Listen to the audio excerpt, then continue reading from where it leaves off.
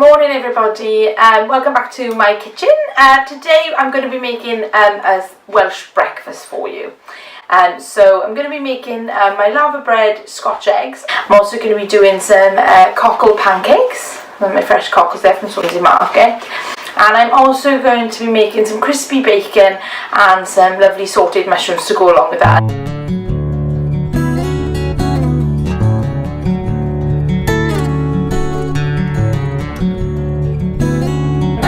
In the background, I don't know if you can see, I'm going to step out the way. I've got my bacon, which I've put into a cold pan, and I'm just going to put that on to high now. I'm going to let that fry up in the background. I wouldn't fry my bacon every single time I cook bacon, but it is nice to do it now and again, and it's the best way to cook streaky bacon, so it'll crisp up lovely. And then I've also got in the background here a pan which I'm warming up ready for my mushrooms, which I've pre-cut here to go into that pan when that's nice and warm. So we're going to start by making the batter for the pancakes while that all heats up. I'm going to be putting 200 grams of self-raising flour. And then I've got a teaspoon of bicarb. I'm also going to add a pinch of salt. I'm going to put in a nice bit of pepper as well. I've got 300 mils of milk and 1 medium egg. I'm going to break my egg into my milk. Mix that together. I'm just going to pour this in slowly. So you want to have a sort of constant stream and start bringing the flour in from the outside. If you pour it all in at once, it'll become lumpy. So I'm just going to mix that in. So I'm just going to start bringing all that flour in from the outside now, and then we'll give it a really good mix. So I'm just going to add in my cockles. And with the cockles, you want to be able to sort of see them in the batter, but you don't want to overload it. There's about 100 grams of cockles. I've melted my butter so it's nice and hot. Now add in the mushrooms. So I'm just going to season these. The next thing we're going to go on to doing now is the laverbread scotch eggs. So I've pre-cooked my boiled eggs. So I've got 2 quail's eggs here, which I boiled for about 2 minutes in boiling water, and then I put them straight into the cold tap and let that run for about 10 minutes.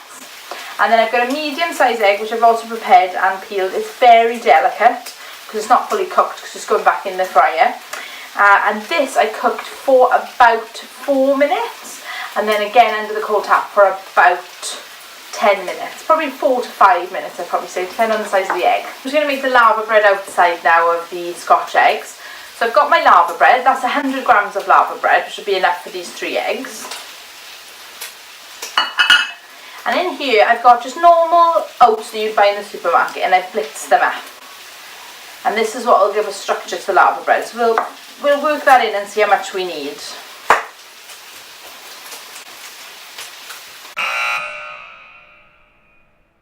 So I'm looking now, it's starting to go brown down the middle, so I'm going to give this a turn now.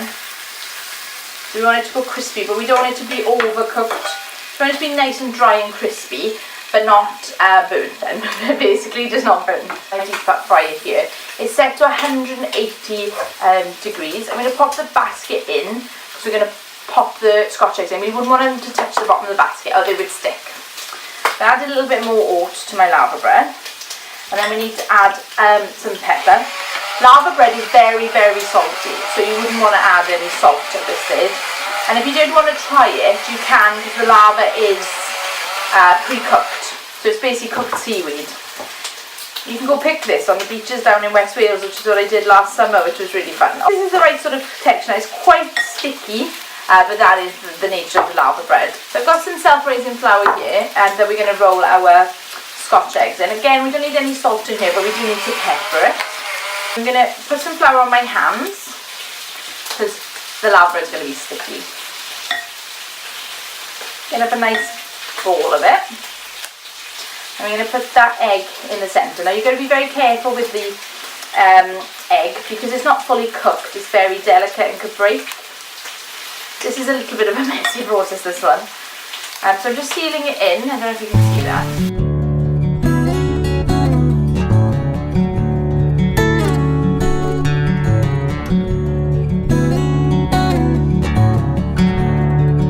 Flour it so I can turn it into a nice sort of circle shape. So you can see that. And then we're going to pop it straight in the fryer. Woo! That was a splash. So I'm going to leave that for about 3 minutes.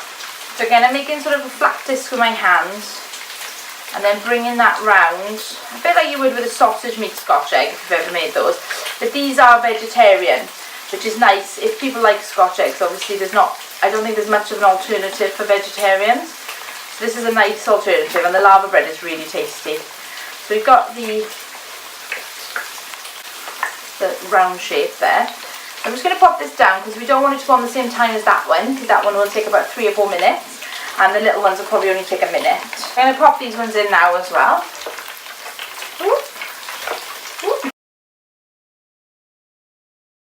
Our bacon now is nice and crisp. Yeah, we're starting to get some lovely colour on these mushrooms, which is what we want. We'll leave them for a little bit longer. So this is firmed up now, these Scotch eggs in the deep fryer. And then they're a lot less delicate when they come out, so you don't need to worry quite so much. The mushrooms are finished, bacon's finished, and we've got our Scotch eggs. So we're just going to finish off our pancakes now on the hob, and then we'll bring it all together and we'll have a lovely Welsh breakfast. So I'm just going to add the pancake batter now to my frying pan, which is hot, but not, again, not too hot. So this is on a 4 out of 6, to give you some idea. And we're going to let that cook now until we see big air bubbles start to pop up, and then we know there's cooked one side and ready to turn over. So did you see that large air bubble there that just popped up? So I'm looking for those. And you can see around the edge now it's started to look cooked. Okay, a couple more. I'll give that a go now and see if we can turn it over. It's more of an art than a science, cooking pancakes. These are man-sized pancakes for Alan this morning. Okay, so pop it onto one side and give it another couple of minutes, and then we'll pop the next one on. And we just continue like this until you've either got the required amount of pancakes or all your batter's used up. You could pop this batter back in the fridge if you wanted to and use it tomorrow morning. So if you didn't want to use all this, you can see there's quite a lot of batter there. Just see if I can turn this.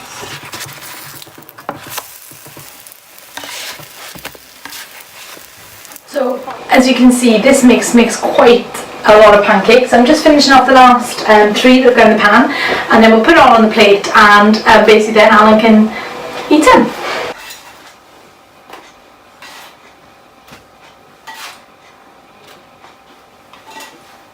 So I'm just going to take sort of 3 of the prettiest sort of shapes that I've got and pop them on the plate.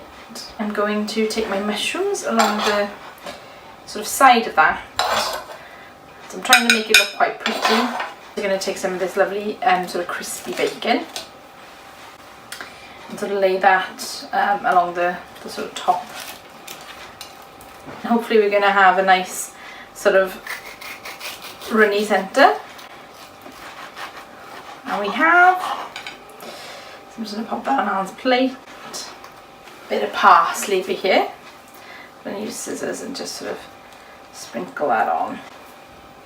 And just to show you what the quail's eggs are like on the inside, I'm going to cut into these as well, and hopefully these will be nicely cooked too. So these are a little bit more done. There we are. And this one's a little bit runnier there in the middle, just as I like them.